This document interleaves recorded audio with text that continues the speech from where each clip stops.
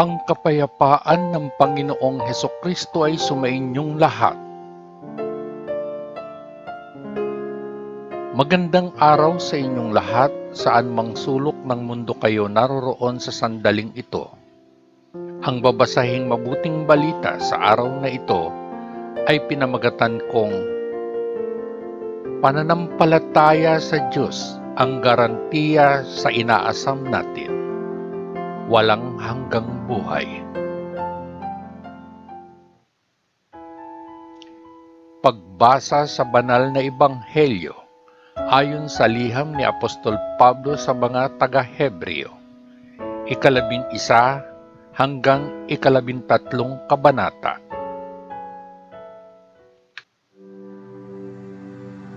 Pananampalataya. Ang pagkakaroon ng pananampalataya ay ang pagtitiyak sa mga bagay na inaasahan natin. Ang pagiging tiyak sa mga bagay na hindi natin nakikita. Sa pamamagitan ng kanilang pananampalataya, na ang mga tao noong sinaunang panahon ay nakakuha ng pagsang-ayon ng Diyos. Sa pamamagitan ng pananampalataya, naunawaan natin na ang sansinukob ay nilikha sa pamamagitan ng salita ng Diyos, kaya ang nakikita ay ginawa mula sa hindi nakikita. Ang pananampalataya ang nagdulot kay Abel na mag-alay sa Diyos ng isang mas mabuting hain kaysa kay Cain. Sa pamamagitan ng kanyang pananampalataya, ay nakuha niya ang pagsang-ayon ng Diyos bilang isang taong matuwid, dahil ang Diyos mismo ay sumang-ayon sa kanyang mga handog. Sa pamamagitan ng kanyang pananampalataya, nagsasalita pa rin si Abel kahit patay na siya. Ang pananampalataya ang pumigil kay Enoch na mamatay. Sa halip, siya ay iniakyat sa Diyos at walang sino man ang nakatagpo sa kanya dahil kinuha siya ng Diyos. Sinasabi ng kasulatan na bago itinaas si Enoch, napalugdan niya ang Diyos. Walang sino man ang makakapagpalugod sa Diyos ng walang pananampalataya, sapagkat ang sino mang lalapit sa Diyos ay dapat magkaroon ng pananampalataya na may Diyos at nagbibigay ng gantimpala sa mga naghahanap sa Kanya. Ito ay sa pananampalataya na narinig ni Noah ang mga babala ng Diyos tungkol sa mga bagay sa hinaharap na hindi niya nakikita. Sinunod niya ang Diyos at gumawa ng bangka, kung kaya't siya at ang kanyang pamilya ay naligtas. Bilang resulta, hinatulan ng mundo at tinanggap ni Noah mula sa Diyos ang pagkamakatuwirang nagmumula sa pananampalataya. Ang pananampalataya ang nagpasunod kay Abraham nang tawagin siya ng Diyos na pumunta sa isang bansang ipinangako ng Diyos na ibibigay sa kanya. Nilisan niya ang sariling bansa nang hindi niya alam kung saan siya pupunta. Sa pananampalataya, siya ay namuhay bilang dayuhan sa bansang ipinangako sa kanya ng Diyos. Siya ay nanirahan sa mga tolda tulad ni Isaac at Jacob na tumanggap ng parehong pangako mula sa Diyos. Sapagkat hinihintay ni Abraham ang lungsod na idinisenyo at itinayo ng Diyos, ang lungsod na may permanenteng pundasyon. Ang pananampalataya ang naging dahilan upang si Abraham ay maging isang ama, kahit na siya ay masyadong matanda na at si Sarah mismo ay hindi maaaring magkaanak. Nagtiwala siya sa Diyos na tutuparin ang kanyang pangako. Bagaman halos patay na si Abraham, mula sa isang taong ito ay nagmula ang mga inapo na kasing dami ng mga bituin sa langit, kasing dami ng hindi mabilang na mga butil ng buhangin sa dalampasigan. Ito ay sa pananampalataya na ang lahat ng mga taong ito ay namatay. Hindi nila natanggap ang mga bagay na ipinangako ng Diyos, ngunit mula sa malayo ay nakita nila ang mga ito at tinanggap sila. At hayagang inamin na sila ay mga dayuhan at mga lagalag sa mundo. Nilinaw ng mga nagsabi ng ganito na naghahanap sila ng sariling bansa. Hindi nila inisip ang bansang kanilang iniwan. Kung naisip nila, nagkaroon sana sila ng pagkakataong bumalik. Sa halip, ay isang mas mabuting bansa ang kanilang inaasam, ang makalangit na bansa. At kaya, hindi ikinahihiya ng Diyos na tawagin siya na kanilang Diyos, dahil naghanda siya ng isang lungsod para sa kanila. Pananampalataya ang nagtulak kay Abraham na ialay ang kanyang anak na si Isaac bilang hain noong ilagay ng Diyos si Abraham sa pagsubok. Si Abraham ang tao kung kanino nangako ang Diyos. Manapay, handa siyang ialay ang kanyang kaisa-isang anak bilang hain. Sinabi sa kanya ng Diyos, "Sa pamamagitan ni Isaac, magkakaroon ka ng mga inapo na aking ipinangako." Inakala ni Abraham na kayang buhayin ng Diyos si Isaac mula sa kamatayan. At sa pagsasabi, tinanggap muli ni Abraham si Isaac mula sa kamatayan. Ito ay sa pananampalataya kaya nagawa ni Isaac na mangako ng mga pagpapala para sa hinaharap kina Jacob at Esau. Ito ay sa pananampalataya kaya nagawa ni Jacob na pagpalain ang bawat isa sa mga anak ni Jose bago siya mamatay. Sumandal siya sa tuktok ng kanyang tungkod at sumamba sa Diyos. Ito ay sa pananampalataya kaya nagawa ni Jose nang siya ay malapit ng mamatay na magsalita tungkol sa pag-alis ng mga Israelita sa Ehipto at nag-iwan ng mga tagubilin tungkol sa kung ano ang dapat gawin sa kanyang katawan. Ito ay sa pananampalataya, kaya nagawa ng mga magulang ni Moises na itago siya sa loob ng 3 buwan pagkatapos niyang ipanganak. Nakita nila na siya ay isang magandang bata at hindi sila natakot na suwayin ang utos ng hari. Ang pananampalataya ang nagtulak kay Moises nang siya ay lumaki, na tumanggi na tawaging anak ng anak na babae ng hari. Mas ginusto niyang magdusa kasama ng mga tao ng Diyos kaysa magsaya sa kasalanan ng ilang sandali. Napagpasyahan niya na ang magdusa sa panunuya para sa Mesiyas ay higit na mahalaga kaysa sa lahat ng mga kayamanan ng Ehipto, sapagkat itinuon niya ang kanyang mga mata sa darating na gantimpala. Ang pananampalataya ang nagtulak kay Moises na umalis sa Ehipto nang hindi natatakot sa galit ng hari. Para bang nakita niya ang di nakikitang Diyos, tumanggi siyang bumalik. Ang pananampalataya ang nagtulak sa kanya na itatag ang Pasko at nagputos na iwisit ang dugo sa mga pintuan upang hindi mapatay ng galit ng kamatayan ang mga panganay na anak ng mga Israelita.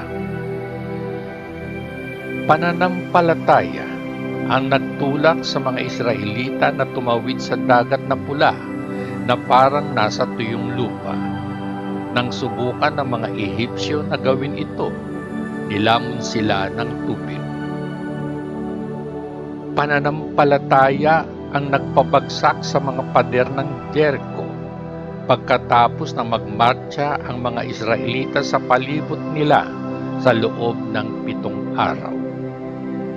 Pananampalataya ang pumigil na mapatay ang patotot na si Rahab kasama ng mga sumuway sa Diyos dahil malugod niyang tinanggap ang mga espiya ng Israel. Dapat ko bang ituloy? Walang sapat na panahon para magsalita ako tungkol kina Gideon, Barak, Samson, Jepte, David, Samuel at sa mga propeta. Sa pamamagitan ng pananampalataya, nakipaglaban sila sa buong mga bansa at nanalo. Ginawa nila ang tama at tinanggap ang ipinangako ng Diyos. Itinikom nila ang mga bibig ng mga leon. Pinatay ang mabangis na apoy, nakatakas na mapatay sa pamamagitan ng taba. Sila ay mahina ngunit naging malakas. Sila ay makapangyarihan sa labanan at natalo ang mga hukbo ng mga dayuhan. Sa pamamagitan ng pananampalataya, ay tinanggap ng mga babae ang kanilang mga namatay na kamag-anak na muling nabuhay. Ang iba, na tumangging tanggapin ang kalayaan, ay namatay sa ilalim ng pagpapahirap upang ibangon sa isang mas mabuting buhay. Ang ilan ay kinutya at hinagupit, at ang iba ay inilagay sa mga tanikala at dinala sa bilangguan. Binato sila, pinaglagari sa dalawa, pinatay sila ng espada. Naglibot sila na nakasuot ng mga balat ng tupa o kambing, mahirap, inuusig at minamaltrato. Ang mundo ay hindi sapat para sa kanila.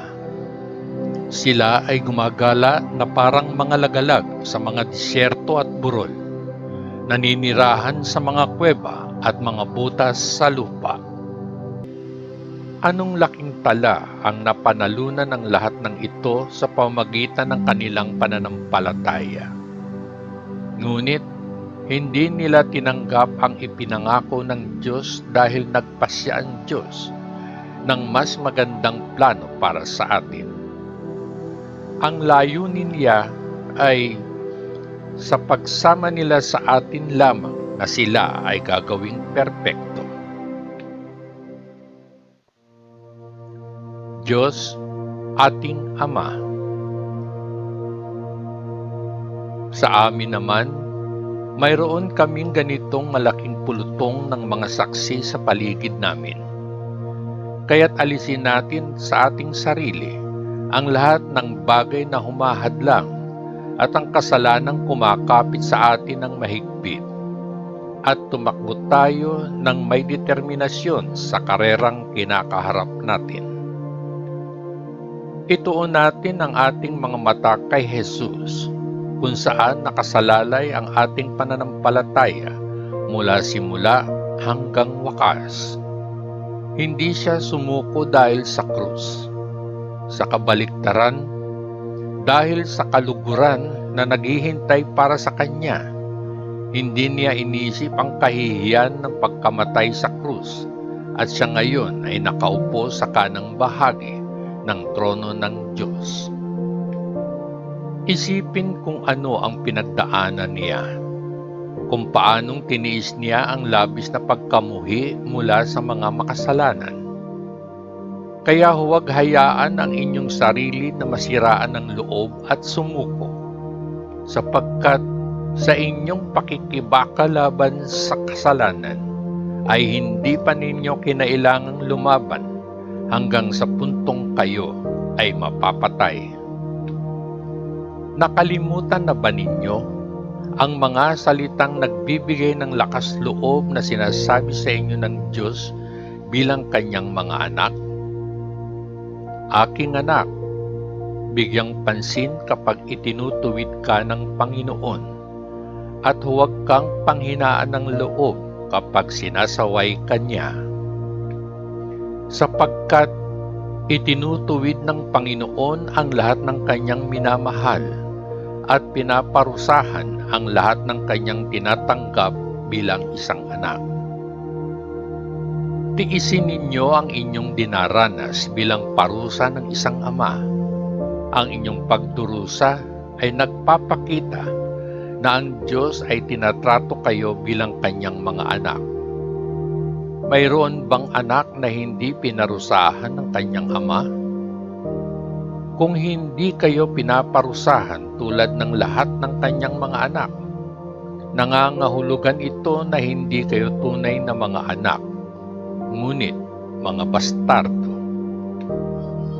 Sa kaso ng ating tao na ama, pinaparusahan nila tayo at iginagalang natin sila.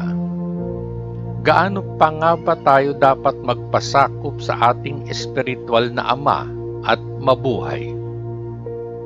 Pinaparusahan tayo ng ating mga taong ama sa loob ng maikling panahon na tila tama sa kanila. Ngunit ginagawa ito ng Diyos para sa ating ikabubuti upang tayo ay makabahagi sa kanyang kabanalan. Kapag tayo ay pinarusahan, malungkot ang pakiramdam natin sa oras na iyon, hindi masaya. Gayunpaman ng maglaon, yung mga nadisiplina ng gayong parusa ay umani ng mapayapang gantimpala ng isang matuwid na buhay.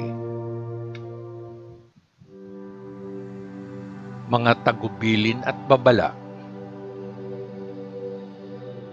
Itaas ang inyong pagod na mga kamay at palakasin ang inyong nanginginig na mga tuhod.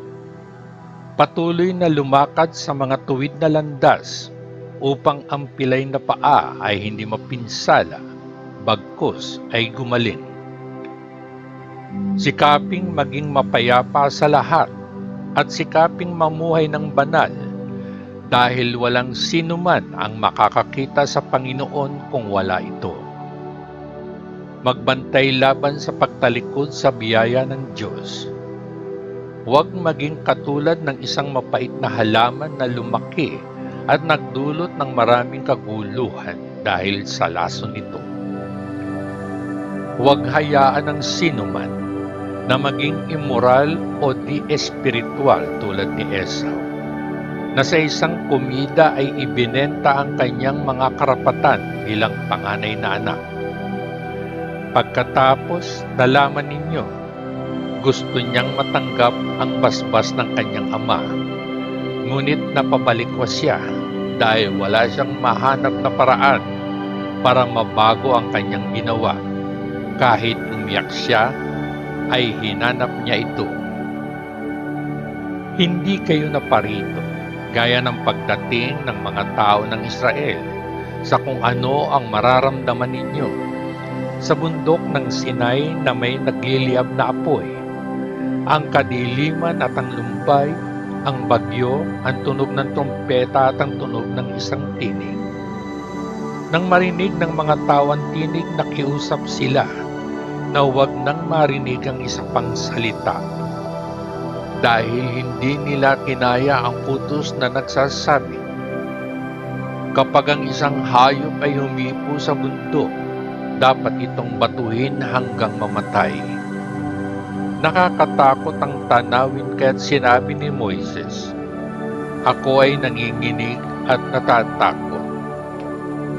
Sa halip, dumating kayo sa bundok Siyon at sa lungsod ng buhay na Diyos, ang makalangit na Jerusalem, kasama ang libu-libong anghel nito. Dumating kayo sa masayang pagtitipon ng mga panganay na anak ng Diyos, na ang mga pangalan ay nakasulat sa langit. Lumapit kayo sa Diyos, na siyang hukom ng buong sangkatauhan, at sa mga espiritu ng mabubuting tao na ginawang perpekto.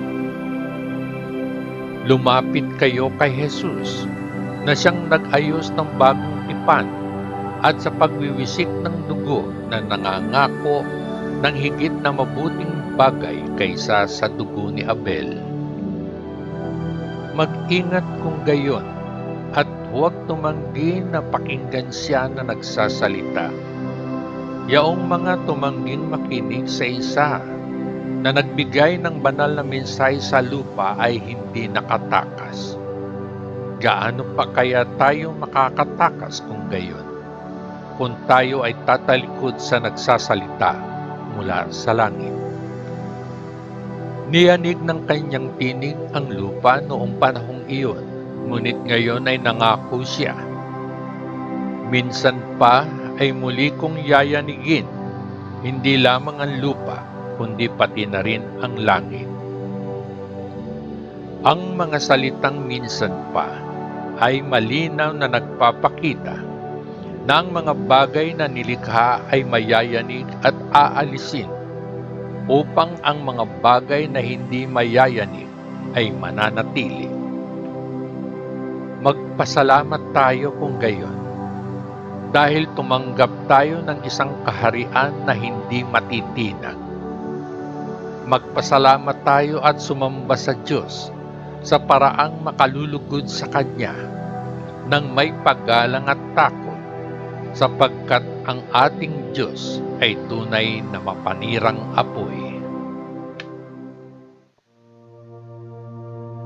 Paano palugdan ang Diyos?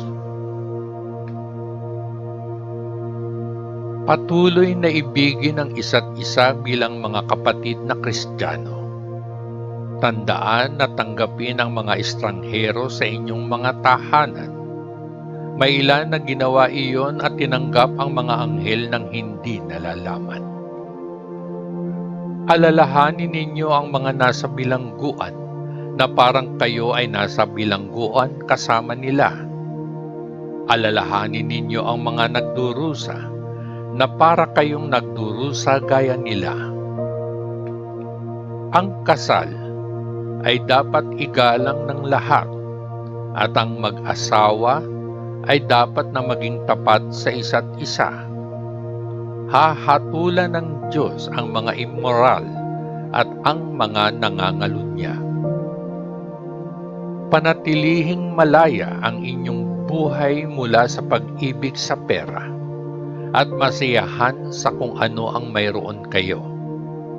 Sapagkat sinabi ng Diyos, hindi kita iiwan, hindi kita pababayaan.